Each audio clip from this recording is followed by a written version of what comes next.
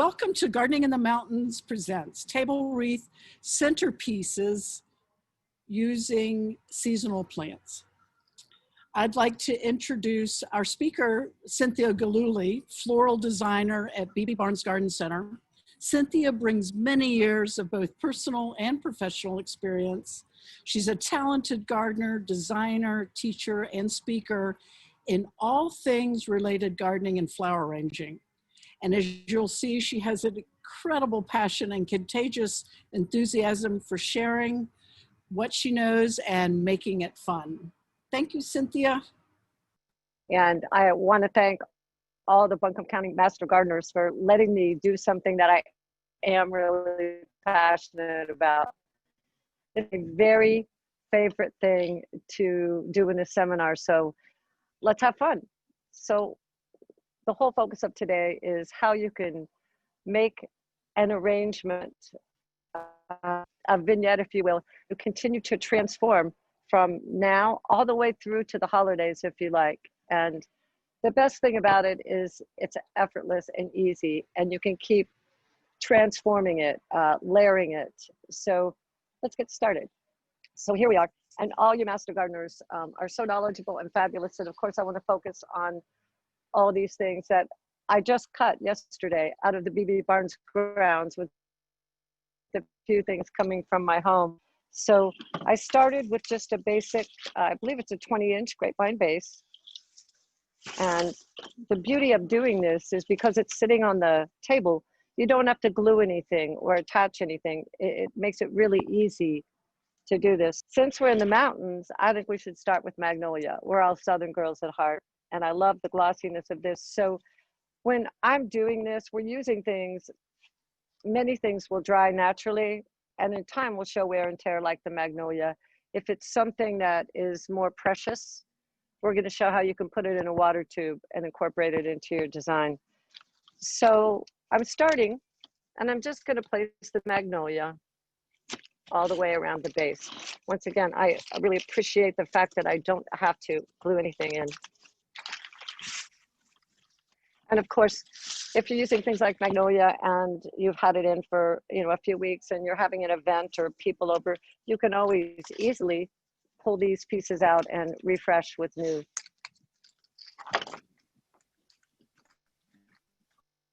So I believe this is Little Gem, and I love the size of that leaf. When I was cutting yesterday, look what I found.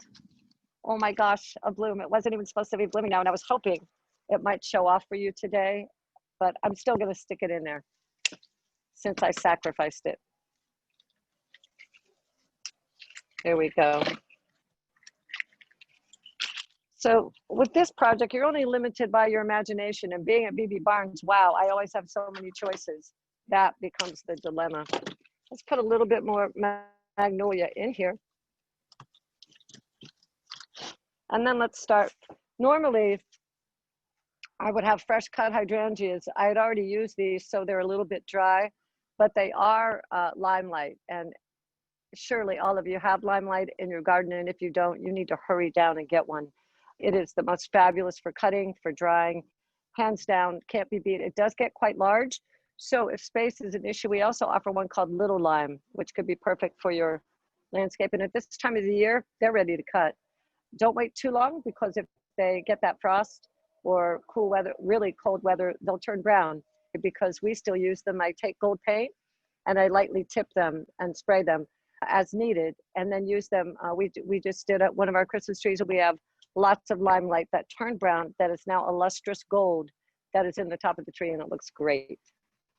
So, okay, I know I'm already going out on a limb to say, sometimes we've got the natural magnolia here, and I will put in another one of my favorite things that gives texture.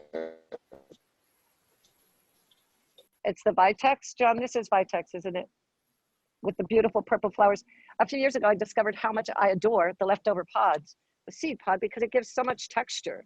And the more the sun gets to them, they can get a really pretty sort of pinkish burgundy hue.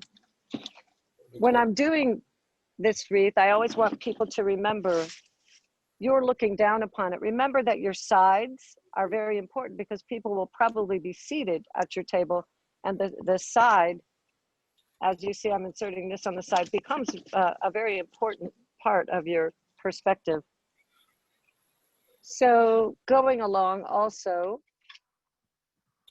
let's put a few more greens in, and then I'm going to start putting in some focal points. So it's fall, y'all, and everybody likes orange except for me. As I grow older, I'm starting to find a place in my heart for it, but it's not automatically the color that I turn to for fall. And I think I'm going to show you in a minute how you don't have to use orange, but we will start traditionally because that's what people's expectations are. So let's stick in these hydrangeas, and I meant to cut some fresh ones from my yard this morning and forgot. So I'm just going to put these in. Of course, aren't we so blessed to live in a part of the country where we have a plethora of fabulous hydrangeas to choose from. So my very personal favorite is Limelight, but besides that, I have a Snowflake, which is a double of the Quercifolia oak leaves. It is unbelievable. I had panicles on it that were way over a foot long and just stunning. So if you don't have that, start lusting after it because you should have one. Hey, Cynthia. So here, I'm just inserting these. Yes, Allison?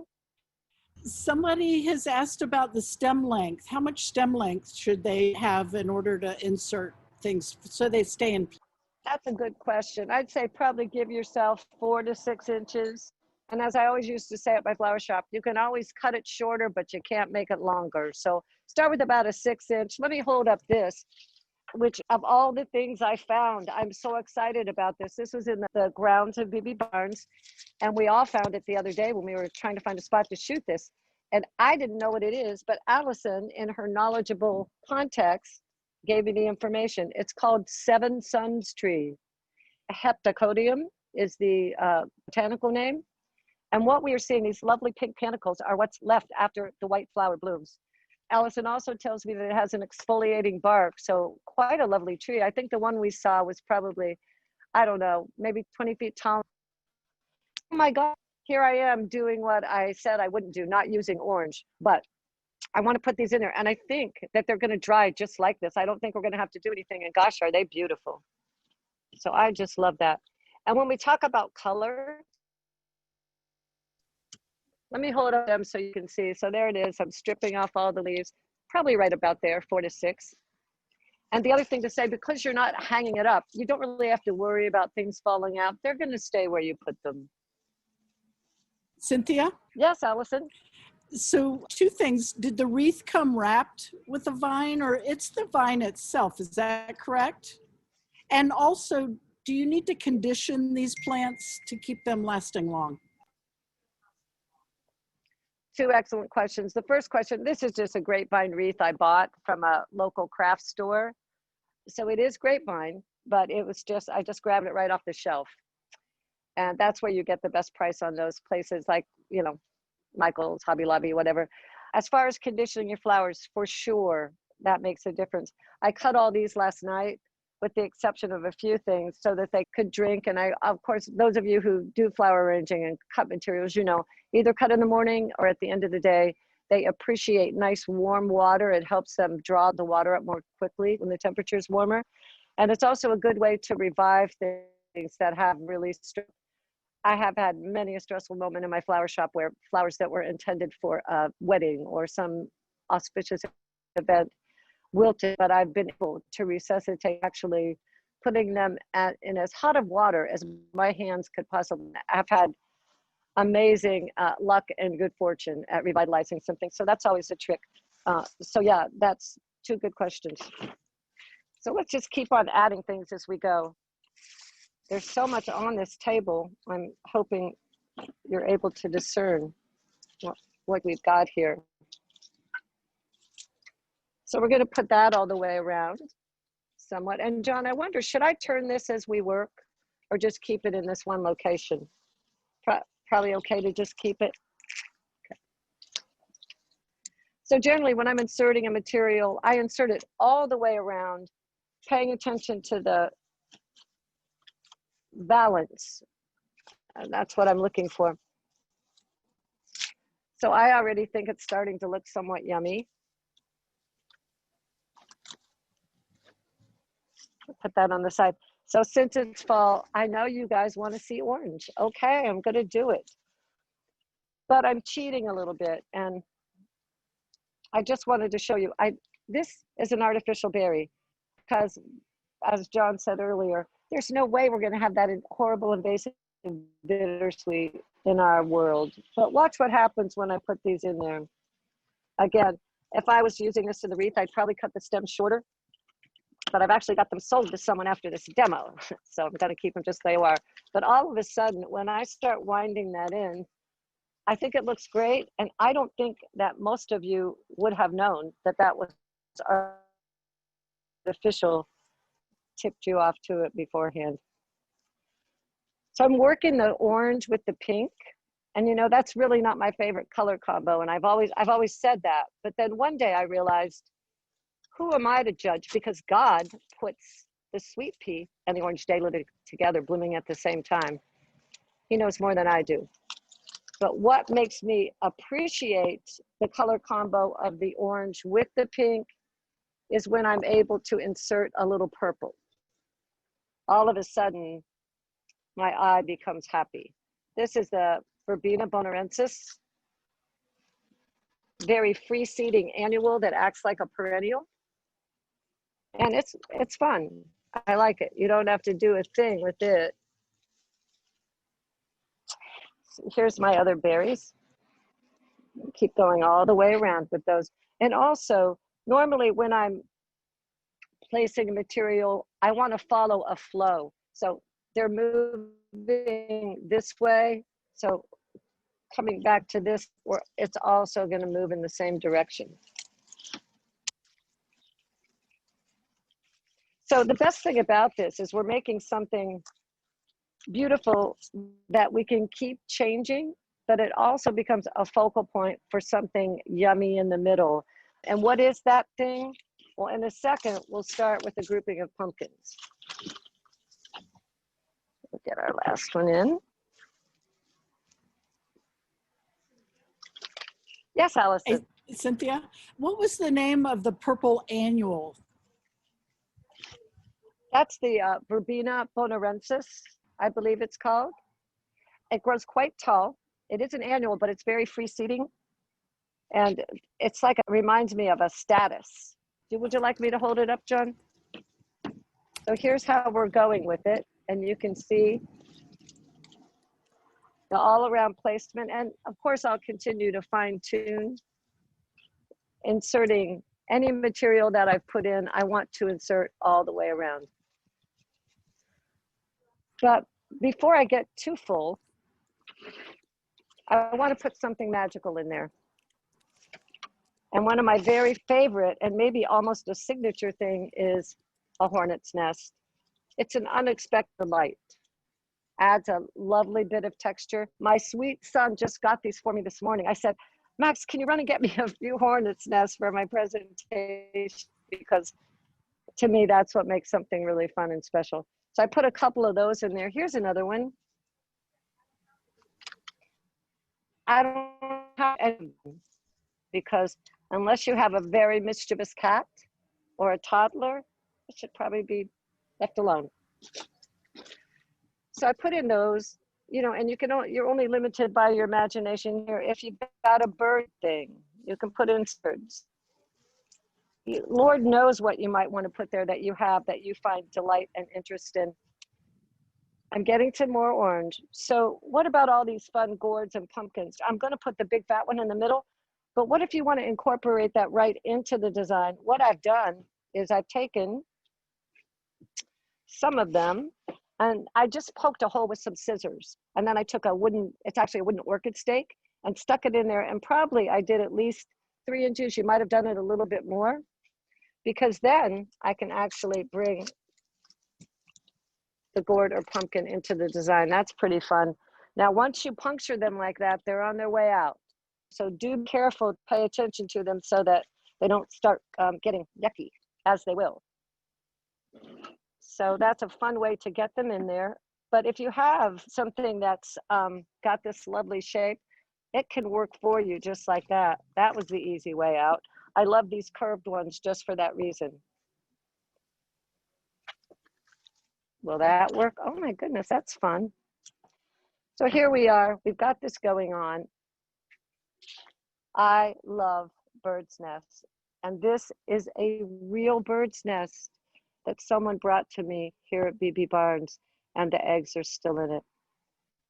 So what a treasure. And I definitely am going to insert this into the design. I could put it by the bird, or I could put it over here. Maybe not quite so close to that, but I just want y'all to see how beautiful that is. So fun. Mother Nature. Let's keep on going for a minute, and then we're going to play with the middle. These are okra pods that someone brought me from their garden, and I was like, wow, I love these. They're one of my very favorite things. And even though I don't want to eat okra, I would consider growing it just so I could have these fabulous pods. Again, if I'm starting somewhere, I should flow all the way around to make sense of things. And I want to keep them all sort of moving in the same, well, that's an ugly one, sort of moving in the same direction. I love how they give height to the composition. While I'm doing this, another one of my favorite shrubs, I love Belia. I love it. I think it's just one of the most charming things when it's blooming. And when I had my flower shop and did wedding bouquets, many times Abelia to me was the final crowning magical touch. So I love it. It holds up really well, even in Oasis, and just another charming texture. Now this is going to wilt a little bit. So probably if you were using that, you might want to go to your water tubes. And we'll talk about the water tubes here in just a second. So let's say you're having company. Let's say you've done this really fun thing and it looks really great. And you think, I'm going to kick it up a notch. Well, let's see. Here are some adorable dahlias I found in the BB Barnes grounds yesterday. I've just put it in a water tube. And that way, it's going to stay fresh until your company is gone. I think the water kind of went out of that this morning. But it could be anything fresh that you wanted to put in there to make it special for that day. I'm cheating because I can't find the other water tubes, but you would put it in a water tube. So everyone's yard, all you master gardeners, I know when you walk around your yard, you can envision all the things you could cut. Interesting pods, seed heads. I'm blessed to have some wonderful pine woods on our property that grows some of the most beautiful mosses I've ever seen. And I'm having a really crazy busy week because we're decorating for Christmas, my apology. And I wanted to go up there and root around and bring some of my own mosses, but time did not permit. So I'm using, this is reindeer moss. It's real reindeer moss, but it has been treated to give it that fabulous color. It's pretty fun. And I like how it pops in the arrangement. So we could keep going. We could just go on and on and on and on. But first, I want to put something inside so you can see what I'm talking about when I say that we transform it again and again and again. More of the Styrex. I also want to show this to you real quick. I don't know if you all know Jewel of Opar. It's a very exuberant annual. And God was on a roll that day again because he put pink and orange together again. These are the seed heads flower, if you will. It's got a bright chartreuse, succulent, fleshy leaf. Put it in your garden. You better like it because it's going to come back every single year. And I adore it. And for me, putting those in an arrangement, it's whimsical. They're like Dr. Seuss to me. And when I saw some this morning, I thought, oh, you should bring some Jewel of Opar so people can see it. And you know, if they pop up where you don't want them, jig them up and give them to unsuspecting friends, right? That's what gardeners do. So look at that, how that little, is that magic or what? They're just so, ooh, they're fun. And they will probably dry just like that in there too. And girls experiment, you know, it's either gonna stay in there nicely or dry unattractively, in which case you're just gonna pull it out and have fun with something else. So we put in the birds, we've got some okra pods, there's a bird's nest, definitely the hornet's nest. Maybe we will have one sitting up on the nest going, hey, don't mess with my eggs, I mean it. Okay, Mom. So, oh, one of our fellows that works here, Marshall, gets to go hunting somewhere far away. And he is kind enough to bring me back these pheasant feathers every time he goes. So watch what happens when I put those in there. Again, following the same line and movement. I'm inserting these, and gosh, that's just pure lovely fun texture. And I hope at this moment, you know what I can now, I can think of all the things I can put in my wreath, things that are special to you. And really, is this easy or what, girls? I'm not even breaking a sweat sticking this stuff in here. It's just fun.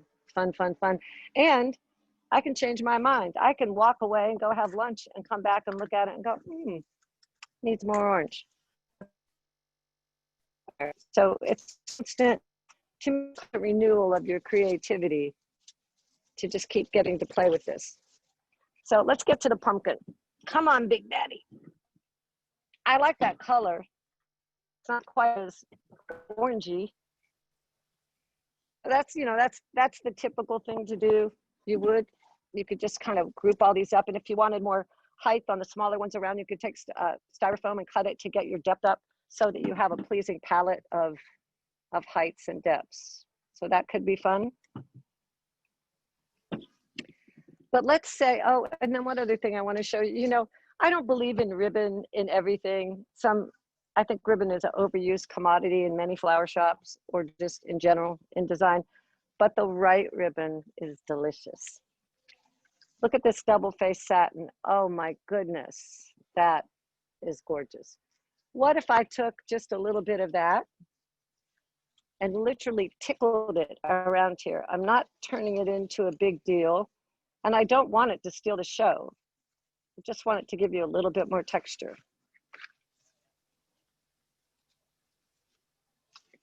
And again, I could use this for a moment in time. Let's say I'm having a luncheon for the girls and I'm trying to kick it up a notch. And I can take it right back out. Nothing is attached. And once again, I just love how adding every single thing changes the whole vibe of the composition. Let's get this pumpkin out of here. Although we do have great pumpkins. In fact, I think they're on sale. But what if I didn't want pumpkins in there? Look at this fella. He's really handsome. And you may have some piece at your house that is just a treasured knickknack that you think, I'm going to let the star of the show. He certainly makes a nice appearance in there. And when you're finished with him, or if you have something else going on, you could always add something like a stunning candle holder. I've also got some berries stuck on this just to show off. Could be a grouping of candles.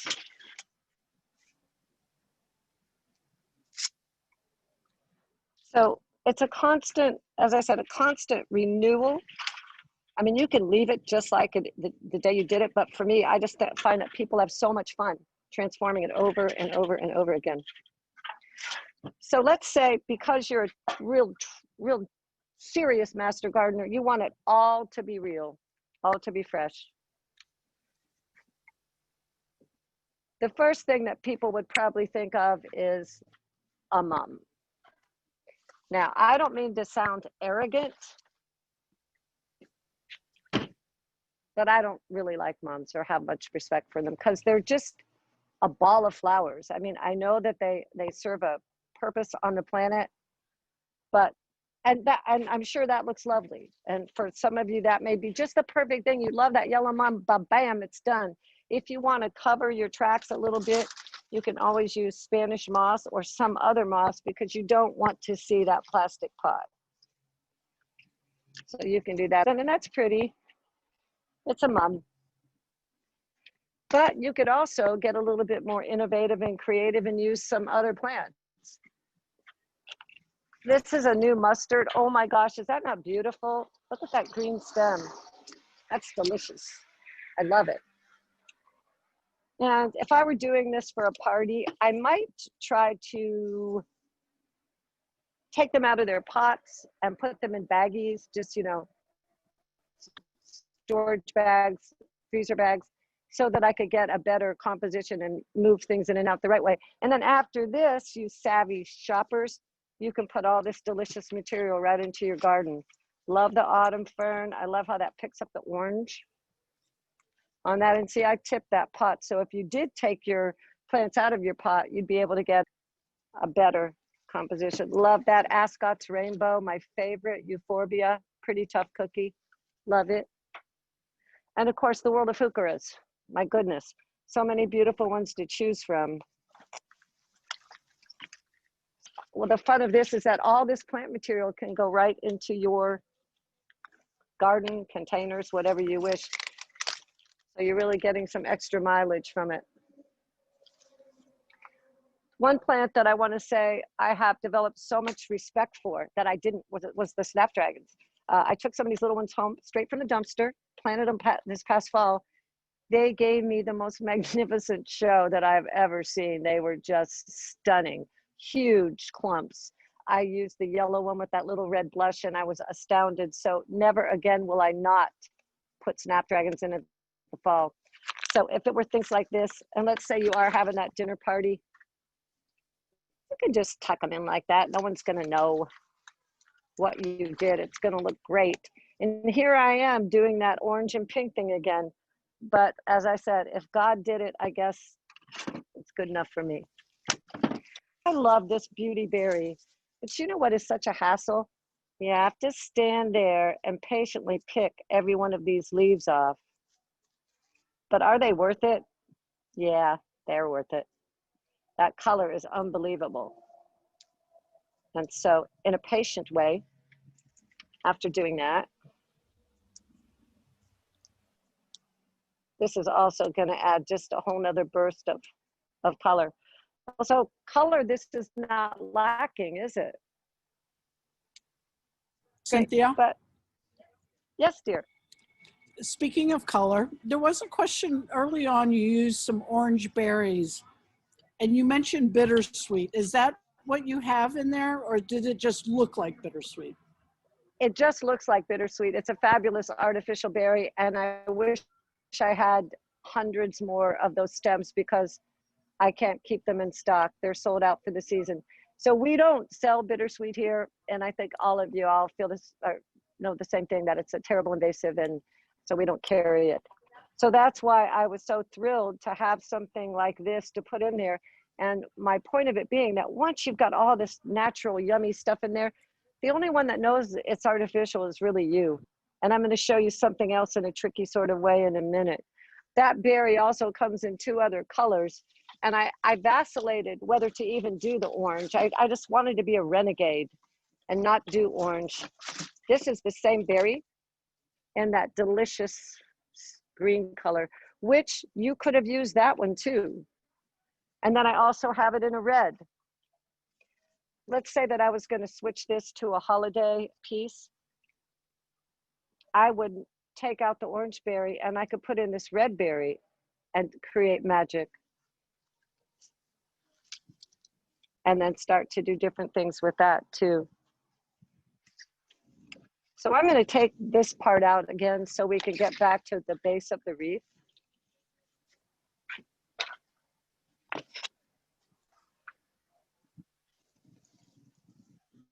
And focusing again on the fact that maybe you're going to leave your base. You made your base, you love it. It's just perfect. Everything, it suits your dining room, your home, your whatever. And you may just want to play around with the center. Like I said, if you're having a special moment, some gals over or dinner party, garden party, whatever, you may want to like do a festive grouping of candles or something like that. So it sure is a fun thing to do. Some other things I picked, since I sacrificed them by cutting, sometimes you can look at things in your garden and see them in a different way, and almost as much for texture as anything else. This is just one of the cedars. I'm not sure I know which one it is. It might be Autumn Joy. Once again, I love how that color mimics the color of the Seven Suns tree. And every single thing you put in there just get more and more texture as you go along. Of course, these are already dried, so you don't have to fuss with them either. Come on out, kids. Now, let's say that you love this so much. You've done it. It's given you so much joy, and Thanksgiving's over. I could show you how to turn this into a Christmas wreath. Do you want to try to do it real quick and see what happens?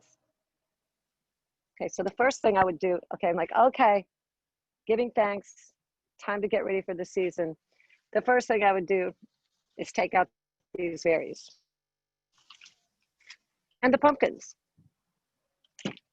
Come on, guys. There we go. So I'm just going to tickle these out. You know, your hydrangeas will have dried. So you just want to be a little bit careful because they can get a little brittle. If you have hydrangeas like limelight and you cut them, a great way to keep them holding up better is you could just use hairspray and spray them. It gives them, just holds them in place more. Or you can get a clear lacquer just at Ace or one of the hardware places that make it a little bit shiny, but it will increase their longevity. So let's take these out. Cynthia, yes, dear. Yes, ma'am. Do you put woody plants in water tubes? Somebody was asking about the beautyberry, if it would last longer. I think once you take the leaves off the beautyberry, it's going to dry and be just fine. When you're conditioning any woody material, you want it, of course, back to the warm water, cutting either early in the morning, late in the day, pounding the stem with a hammer, just a little bit, opens up all that tissue and the plant will drink better. And once again, it's an experiment. You know, like, you know that the magnolia is going to look good. I think I did this a few weeks ago and the magnolia looked really good for about a week and a half.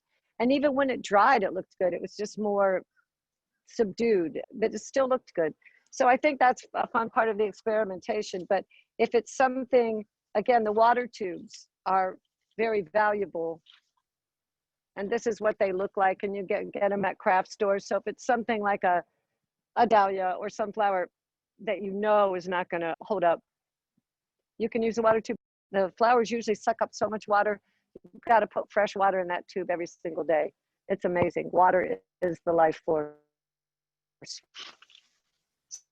Now that I have orange out, goodbye, orange. Orange. Okay, so let's say, oh, my little treasure nest. I dropped it. Come to mama. Egg rescue mission. I got it. I bet some of you know what kind of nest this is. It may be a little wren nest. I'm not sure. Let me put that over here safely. And I know this is somewhat unceremonious, but there, now we can see better, can't we, John? Okay, that was better. So let's transform this again. Oh, wait a minute. I've got to trick you one more time, girls. I don't know if you're going to like this or not, but I buy all the artificial floral here, and I have to show off. Will you forgive me in advance? Okay. I know there's nothing like the real thing. And now that we've taken out the orange, I want to show you another grouping that you can do for seasonal with fresh stuff that isn't orange, but it's still got that fall flavor because we've got the feathers and the just fallish, yummy material that's giving us that vibe. Here's a little white mom. Come on in here, you little chubby. I could see, you know, you could definitely get busy there with all that, but you guys, those aren't real.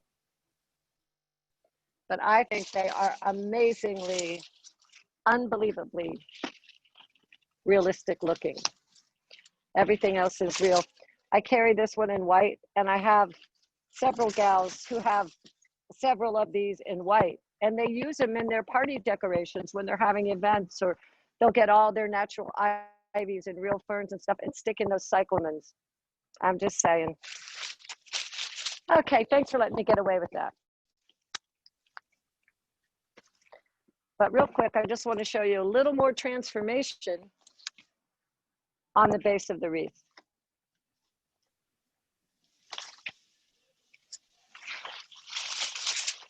So I hope you guys realize, look how fun and easy this is. I mean, this is pure play. This isn't work, and it's just, I think it's a way to unleash your creativity and just, again, play, play, play. I like how this red looks with these pinks. I find a certain richness of shades and tones there. Oh, that is so pretty. I like it. And once again, I'm not going to tell if you don't tell, okay, that these aren't real. We can keep a secret.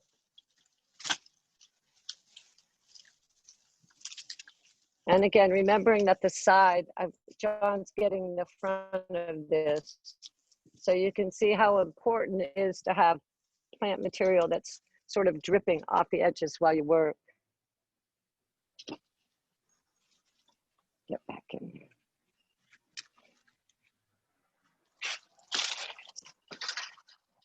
When I would look at this wreath, if I was at someone's house, I would say, gosh, what a beautiful natural textural composition this is. This is befitting our mountain environment and diversity and just everything we love about where we live. But that doesn't mean that you can't continue to take a piece like this and layer it. Now I'm going to go a little over the top here, okay? So bear with me. So let's say it's Christmas.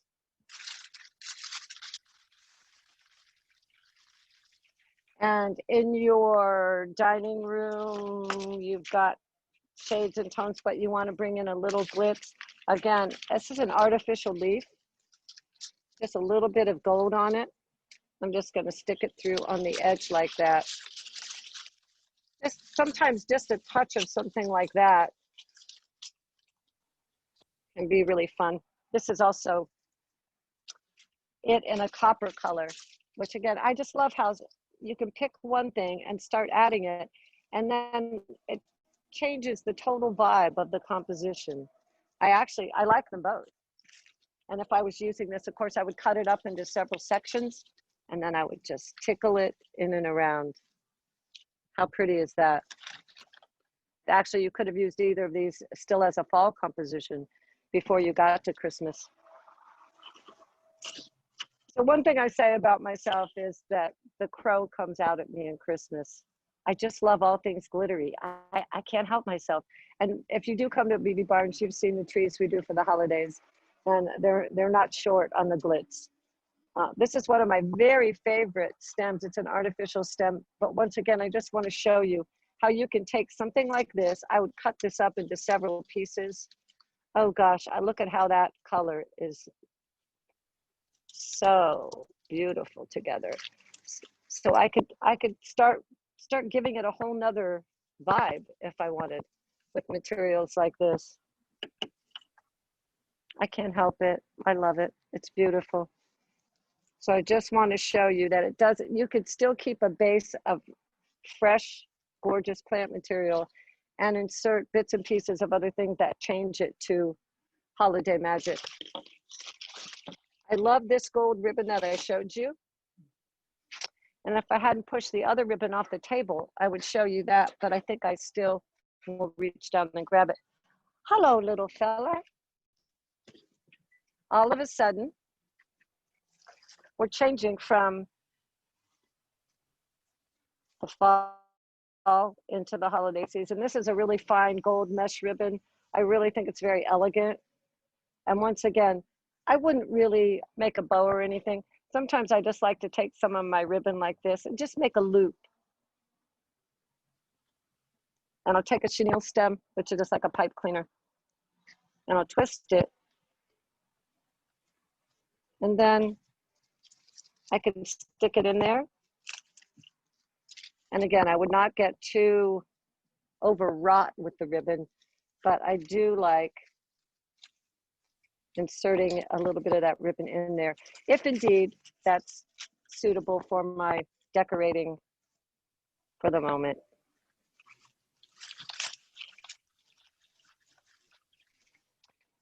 I hope you're really excited to get out your stuff and start fooling around with it. And I bet a lot of you have tray pieces that you use for the holiday that now you can envision in the middle of this design, creating a really stunning piece. And it's not just, doesn't have to be for a dining table. You could do it on an oversized coffee table where you all gather and do the same thing. It could be on a sideboard. Once again, only limited by your imagination.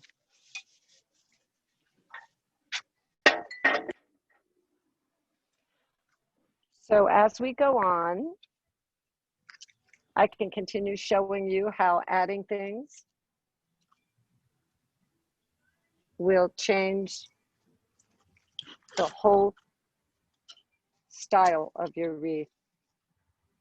Cynthia? Yes, Allison. Could you, the material to the left of the wreath where the ribbon and all, could you just move that and lift up the wreath so we could kind of see? Yeah, there you go. It's, just want to see the wreath where it is right now. Thank you. Awesome. And once again, while we've got it up, if I were doing this all the way, I would make sure that I did have some hydrangeas like I have here in the inner rim, as well as paying a lot of attention to that outer edge. The more you play with this, the more things you can think of to put in there. You could do, instead of gourds, you could do real apples, pomegranates. You could even, if let's say if you were really trying to kick it up a notch for a dinner party, get real grapes, those beautiful red grapes, and just have those dripping over the edge. I can't tell you how much I adore doing this project because I'm just continually delighted. Once again, you can see why my nails look like this, girls, no knife here.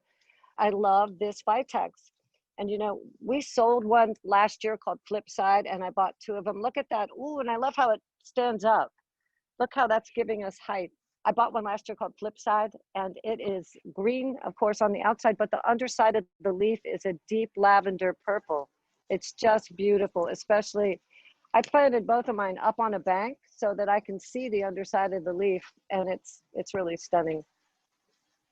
I'm gonna put some more of this. So I consider this a must-have in the garden, just like I do the hydrangeas. Other things that make it feel like holiday are your holiday greens. This is a lovely Chamaecyparis. I got it off the property last night. I'm not sure which one it is, but I love its chartreuse color.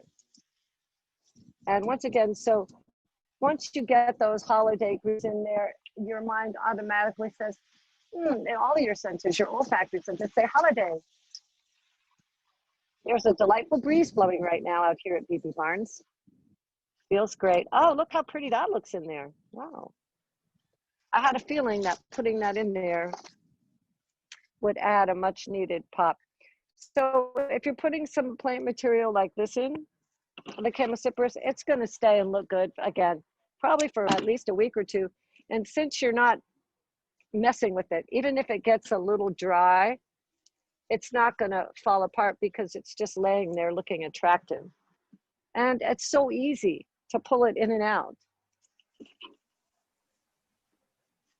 I hope that you'll never look at your garden the same way again as we finish this seminar, and you find all sorts of interesting things to delight you as you put them in this wreath. Cynthia? Yes, Allison. Somebody asked about adapting this for an outdoor table on a patio, and I suggested that it would be fabulous, especially in cool temperatures. It might even last longer. You nailed it. Absolutely. That would probably really enhance the longevity of all these greens, and that would be a win-win. Actually, rain wouldn't hurt it either. Even the artificial berries, it would probably be a total rejuvenation if it got some nice rain or morning mist. And again, I also did pick some true red holly.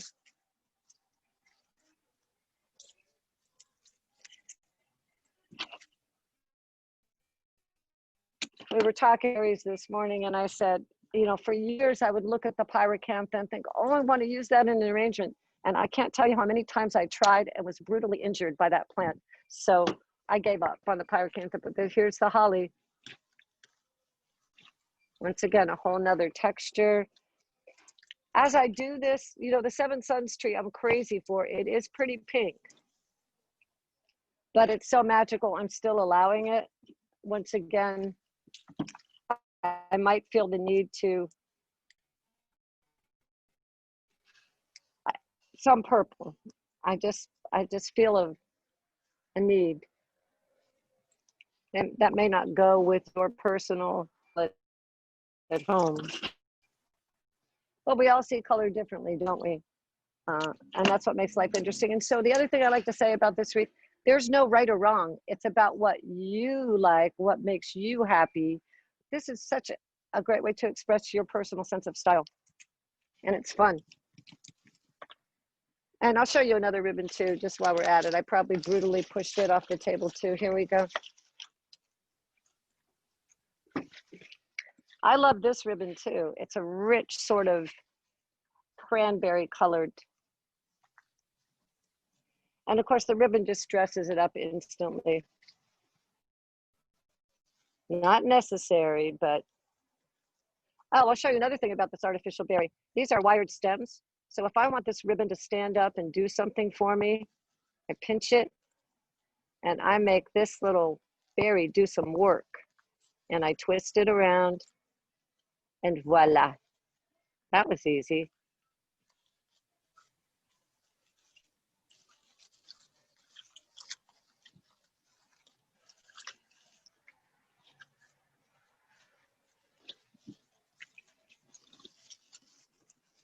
Fascinating how one thing leads to another. What else do I have in my bag of tricks? Well, let me hold this up a little bit for y'all. So again, you can see how it's continuing to transform. Of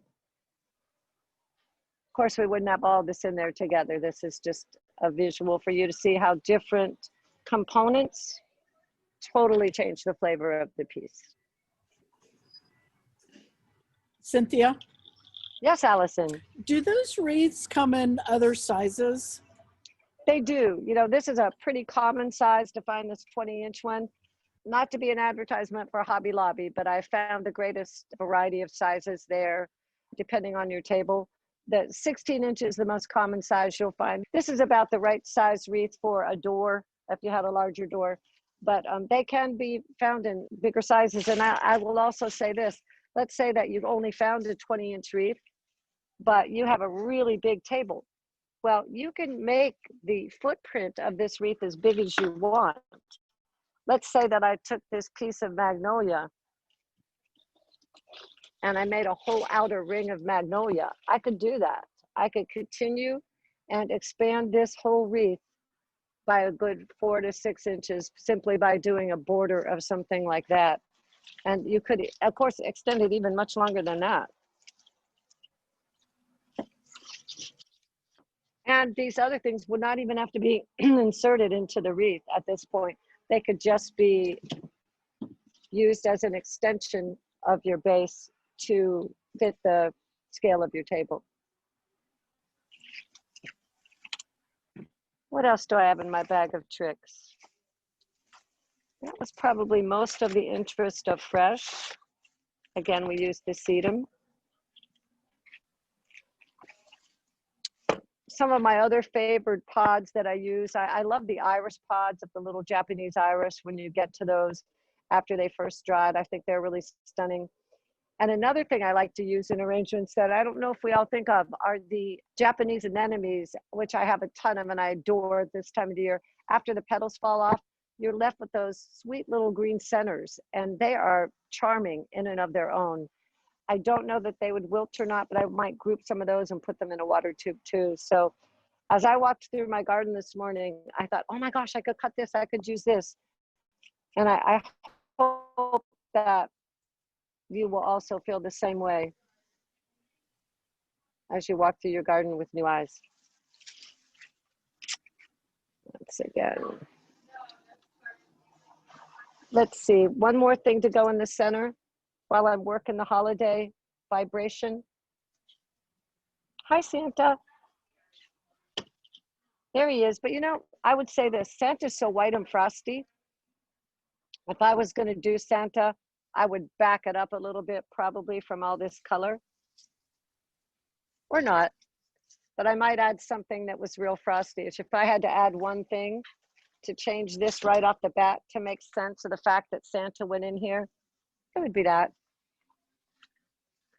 And all of a sudden, I'm okay.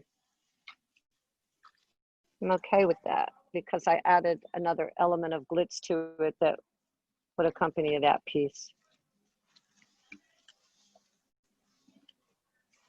I told our general manager, thanks for letting me do this here, because otherwise I was going to have to drag all this stuff in my Prius and take it somewhere and bring it all back. So it's such a pleasure to be able to have all this great stuff to pick from. And I'm so appreciative of, again, John and Allison's expertise that we could do something like this. So I appreciate the opportunity to get to be here and just feel excited to show you how you can do something like this. All of you can do this. There's not one of you that would not make me proud if you showed me what you did after this demo. And the most important thing to me, I think why I really do enjoy doing this the most, is because I want you to feel excited about it. I want you to really find joy in doing something like this and not feel self-conscious or limited. This is a piece of cake and it's super fun to do. So get out there and root through your gardens, get those treasures out, get that bird's nest off the shelf and stick it in the wreath. And again, blessings to you all for this upcoming season. And I'm so thankful for the opportunity to share this with you. Thank you, Cynthia. This has just been fabulous, and I'm so grateful for pleasure. you. And I want to thank John for doing the camera today. I want to thank the Master Gardener Speaker Bureau, Donna Sapp, and all the people that have helped make our season work this year. This is our last Gardening in the Mountains for the year, and we are beginning to plan for 2021. And so we'll be letting you know as those plans unfold. I hope you guys have a great fall, and thank you for joining us today.